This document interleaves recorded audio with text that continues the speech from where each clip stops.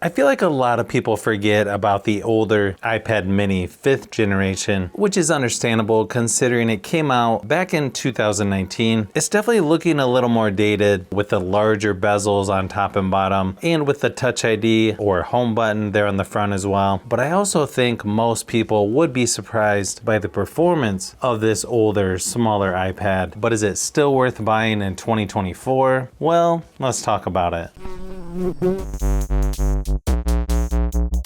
It's kind of hard to find this iPad brand new, but you can find the Wi-Fi renewed version with 64 gigabytes of storage at just over $200. There's also a 256 gigabyte version and a cellular version as well. I know some people don't like the bigger bezels, but it looks pretty much like a smaller version of the iPad 9, which is surprisingly still available on Apple's website, but the build quality still feels and looks pretty nice in my opinion. And one thing I like about this older style is you got the fingerprint scanner or Touch ID right on the front, plus it works as the home button. I just feel like it's a little easier to use there versus on the power button.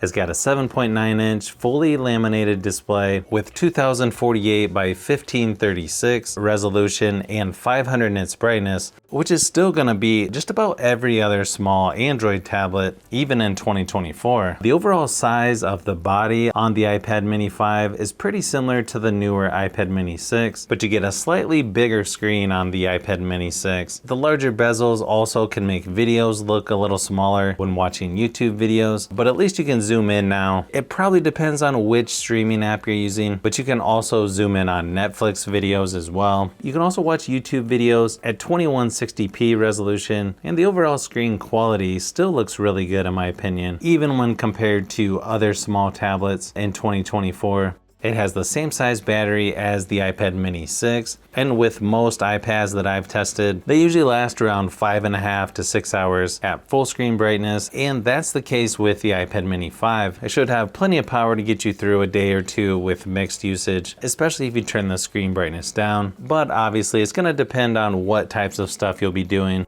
The iPad mini 5th gen has the A12 Bionic chip, which is not going to be quite as good as the newer A15 Bionic chip in the iPad mini 6, as you can see here by the Geekbench scores. But if you compare this to more affordable Android tablets like the new Galaxy Tab A9 or A9 Plus, this older iPad mini is actually more powerful. Same thing when compared to other tablets around the 8-inch size. It's going to be tough to find a more powerful small tablet than the iPad mini 5, especially at this price. Even gaming on this tablet looks really nice with up to Ultra HDR graphics and ultra frame rates on PUBG Mobile. Probably depends on which games you're playing, but everything looks nice and smooth in my testing, and Asphalt 9 plays fairly smooth on here as well. The size of this iPad makes it easy to hold while gaming. It's just a little easier to reach most things on the screen versus larger 10 or 11-inch tablets. I still feel like smaller 8-inch tablets like this are about the perfect size for a gaming tablet. Now when it comes to the software, crazy thing is this 5-year-old iPad is currently on iPadOS 17.4 as of this video. I don't know too many Android tablets that old that are on the current software like this. This is also one of the last iPads where you just have to hold the power button to power it off instead of holding the volume button and power at the same time. The one downside is I don't know how much longer you'll get software updates. I'm guessing you would get another year or so at most, but I guess we'll have to wait and see what Apple decides to do. Another downside to the iPad mini 5 is it still has the older Lightning port instead of USB-C like on the iPad mini 6, so it can make things a little bit more tricky trying to get files off of the iPad with an external drive, or if you want to connect this to other devices. At least if you're using a Mac, you can use AirPlay to transfer files, which is a nice feature to have. You can also use the 1st gen Apple Pencil with this iPad as well. Not going to be quite as good as the 2nd gen since that one charges right on the side, where with the 1st gen you've got to use a cable or plug it into the Lightning port, but still a really nice feature to have if you like to take notes, draw, or you just want to use it moving around the software.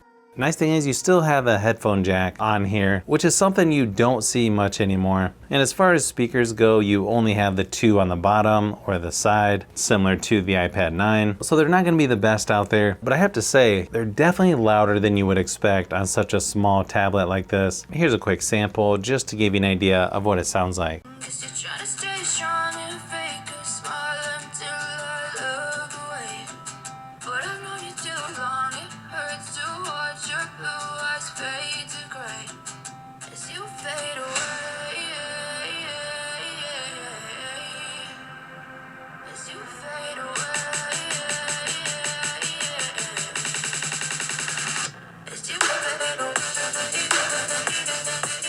When it comes to the cameras, they're not quite as good on here as the iPad mini 6, but still pretty good considering the age of this tablet. You've got an 8 megapixel rear facing, 7 megapixel front facing, and you can shoot up to 1080p, 30 frames per second for video recording. And as long as you have good lighting, I feel like this would be a good option for Zoom meetings or other video conference calls. Again, definitely better than some of the competition that's came out here recently. Here's a few samples of photo and video just to give you an idea of what to expect. So as you can see, there's quite a few things that are still pretty good with the iPad mini 5th generation, and really only one reason I can think of that would make me hesitate, which is I just don't know how much longer it's going to get software updates. But the fact that it still has good performance and better screen quality than most other small tablet options. It also has just about everything you would need in a smaller tablet. Yes, for some people, I feel like this could still be a good option. Now, is this a better choice than the newer iPad mini 6? No, but considering the savings, and there's not a lot of other small tablet options better than this at this price, this could be a more affordable option.